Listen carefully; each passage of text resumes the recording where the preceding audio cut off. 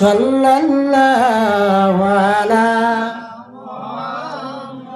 সাল্লাল্লাহু আলাইহি। তো আমরা গিবত করি আল্লাহর হাবিব সাল্লাল্লাহু আলাইহি ওয়াসাল্লামের মায়ার উম্মতগণ।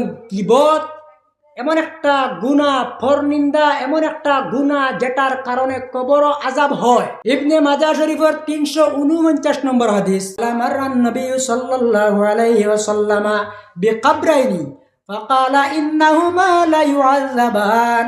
আল্লাহর হাবিব দুইটা কবরের দ্বারে দি অতিক্রম করিয়া যাইতরা। আল্লাহর হাবিবে ফরমাইন দুটা কবরের মধ্যে আযাবর, কবরের আযাব সত্য। ইন্নাল কুবুরা রাউদাতুম মির রিয়াদিল জান্নাতি আও হুফরাতুম মিন হুফারিন নার। আল্লাহর হাবিবে ফরমাইন মানুষ মারা যাওয়ার পরে কোন মানুষের জন্য আল্লাহ কবরটে বেহেশতের বাগান বানাইবা, আর কোন মানুষের জন্য আল্লাহ কবরটে দুজখের ঘর বানাইবা। ও ভাই, আল্লাহর দরবারে সর্বদা দোয়া করিও, আল্লাহ কবরের সামান যেত সময় পর্যন্ত আমরা জোগাড় করব না, তত সময় পর্যন্ত আল্লাহ আমরা মধ্যে কানা হোক, আল্লাহুম্মা আমিন। আল্লাহর হাবিবে ফরমান দুটা কবরের মধ্যে আযাবর। ওয়ামা ইউআযাবান ফি কাবীরিন, এরার বড় কোনো গুনার কারণে আযাবর না, বড় কোনো গুনার কারণে এরার আযাবর না। দুইটা কবর আযাবর বড় ধরনের কোনো তারা পাপ করছেন না, বড় কোনো গুনাহ করছেন না। আম্মা আহাদুহুমা ফায়ুআযাবু ফিল বাউল, পেশাব করার আরবিতে বউল হয়। এর মধ্যে একজন মানুষ পেশাব করিয়া তান কিন্তু পবিত্র থাকতা না, তান শরীরের মধ্যে পেশাবের ছিটা লাগতো, অপবিত্র অবস্থায় থাকতা।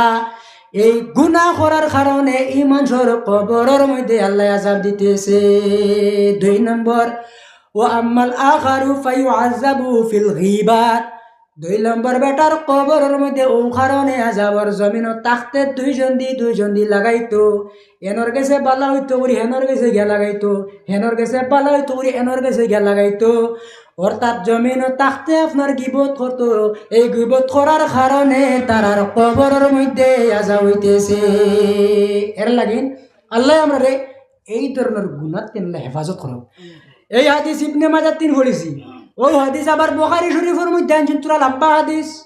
রাসূলুল্লাহ সাল্লাল্লাহু আলাইহি ওয়াসাল্লামে দুইটা গাছ থেকে দুইটা ডাল ভাঙ্গিয়া কবরের মধ্যে দিয়েছেন, তরতাজা দুইটা ডাল। সাহাবায়ে কেরামগণে জিজ্ঞাসা করলা, ইয়া রাসূলুল্লাহ, দুইটা কবরের মধ্যে কোন কারণে খাসা ডাল দিলা, খাসা ফাত্তালা ডাল কোন কারণে দিলা? আল্লাহর হাবিবে ফরমায়ন দুটা কবরের মধ্যে আযাবর। এই গাছর খাসা ডাল খাসা ফাত্তা যেত সময় পর্যন্ত থাকবো, তত সময় পর্যন্ত কিন্তু আল্লাহ আল্লাহ করব, তসবিহ তালিল করব, আল্লাহর জিকির করব। এরার কবরের আযাব রে আল্লাহ নাজাত করে লইবা। এর জন্য আল্লাহর বন্দেগান, আমরা মানুষ মারা যাওয়ার পরে আমরা কবর, নতুন কবর বড়ই গাছের ডাল দেই নানি। ও ডাল দেওয়ার কারণ হইল নতুন কবরের মধ্যে বড়ই গাছের ডাল দেওয়া হয়, বা আরো যে কোনো গাছের পাতা আপনি ফুল গাছের হইতে পারবা, খাজুর গাছ আপনি রইতে পারবা। যেত সময় পর্যন্ত গাছের ডাল আপনার পাতা তরতাজা থাকবো, তত সময় পর্যন্ত এগুনতে জিকির করব। মুর্দার যদি কবর আযাব হয়, এই পাতার গাছের ডালের জিকিরের কারণে মুর্দার কবরের আযাব আল্লাহ হালকা করে লইবা। তো আমরা জানলাম গিবতর একটা কারণ কবর আযাব হয়। গিবত করা হয়ে থাকলো জিনাত তিনার বড় গুনাহ। নাউজুবিল্লাহ হুক্কা, নাউজুবিল্লাহ। গিবত পরনিন্দা করা জিনাত তিনার বড় গুনাহ। এখন জিনা কারে হয় তা আপনারা সবার জানা আছে, লম্বা আলোচনা আমি করতাম না। মামাও আইসেন, আমার আরেক মৌলানা সাহেব আছেন। আল্লাহর হাবিবে ফরমাইন, ও আল্লাহর বন্দেগান একটা উদাহরণ দেয়। গিবত জিনার তিন যদি আর বড় গুনাহ হতে, জিনার কতখান গুনাহ হয় বুঝিলে একটা উদাহরণ হাদিস দি দিমু, বেটারি লটারি মাত দিনা।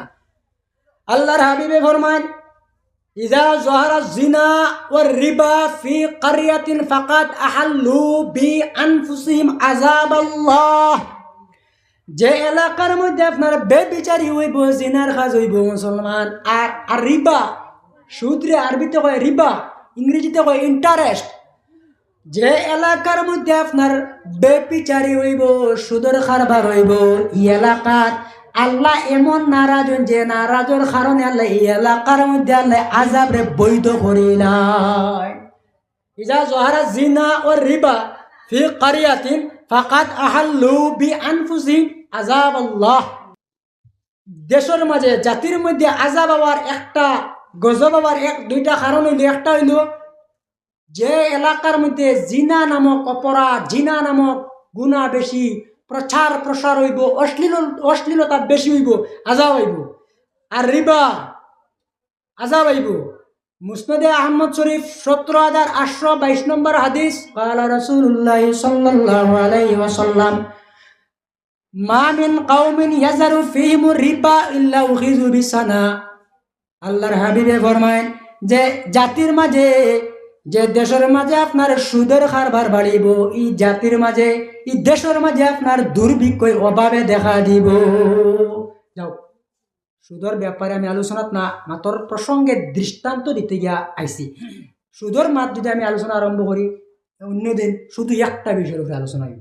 যাও, তো রাসূলুল্লাহ ফরমান গিবত জিনা 13 قال رسول الله صلى الله عليه وسلم الغيبة أشد من الزنا। আল্লাহর হাবিবে ফরমান গিবত করা বেবিচার 13 ভয়ানক আর মারাত্মক গুনাহ। কালু, কয়েকজন সাহাবায়ে কিরাম বলে, ইয়া রাসূলুল্লাহ, রাসূলুল্লাহর খেদমত জানতে চাইলা, ও কাইফাল গীবাতু আশাদ্দু মিনাজ জিনা। ইয়া রাসূলুল্লাহ, গীবত তেন, জিনাতেন গীবত যে ভয়ানক গুনাহ, এটা কিভাবে? আল্লাহর হাবিবে ফরমান, ইন্নার রাজুলা লা ইয়াজনি ফায়াতুবুল্লাহু আলাইহি। যখন কোন বান্দা বেবিচারি করিলা, জিনার কাজ করিলা, খালিস নিয়তে যদি জয় আল্লাহর দরবারে তওবা করিলাই, আল্লাহ রাব্বুল আলামিনে তার গুনারে মাফ করিয়া দিলাইবা। ওয়া ফি রিওয়ায়াতিন ফায়াতুবু ফায়াগফিরুল্লাহু লাহু।